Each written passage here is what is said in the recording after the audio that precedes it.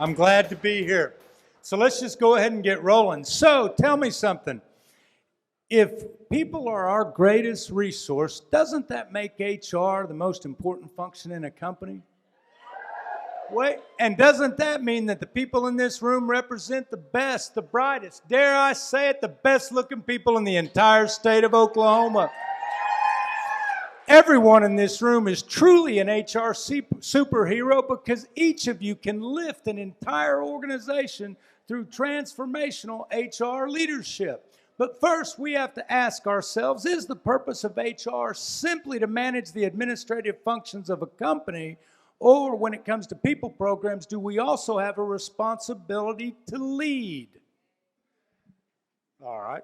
Because if we tend to focus, you guys are great. If we tend to focus on the administrative, we tend to focus on the transactional, and that's basically in the what. We're not concerned with the why. We're concerned with what must be done and that it be done correctly, and that's important, especially when you're dealing with programs that involve state laws, federal regulations, company policies, anything that makes compliance paramount. But compliance and success aren't synonyms. During my 30 years in the military, I had the opportunity to look at more than a few HR programs, and quite often, just because an organization did well on a compliance inspection didn't mean that they were the best unit. And that's where transformational leadership has got to come into play. And it happens when leaders like you are able to motivate team members in such a way that it helps an individual achieve remarkable results. And that's based in part on our ability to understand and communicate the why. Now, the overarching why is, of course, we want our company to succeed. But at a tactical level, we need to help ensure that the managers who execute these programs are in a position to succeed. And so we have to be able to answer the why. Because in the why, we find clarity of purpose, we find motivation, we build commitment, and we build organizational culture one person at a time. So let me give you a few quick examples. New hires and onboarding. Is the purpose of onboarding really just to get someone up and started? Or are we trying to accomplish something more? Because with true onboarding, we're trying to take a new hire and make them feel like a valued member of the team, that what they do matters.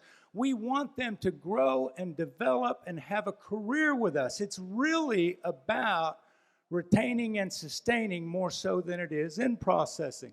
So let's try something a little scarier, performance appraisals. Are they perceived to really just be an annual requirement, or maybe even worse, are they perceived to be an imposition on a manager's time? Because if our manager looks at this as a requirement rather than an opportunity, we need to help them refocus and really understand the purpose and potential behind the program. Because this process should be a big win-win for both the individual and the company. Beyond the evaluation, this should be a strategy meeting where we course correct, where we vector, where we discuss individual and team goals. In fact, if I do it correctly, we should have a great two-way conversation that is focused on growth, development, and increased performance. In fact, if I do it really, really well, it should go beyond the appraisal program, and it should become part of a dynamic, ongoing dialogue that satisfies what we all know is a very real need for employees to receive ongoing feedback. And so finally, disciplinary actions, which will be up on the slide in a second.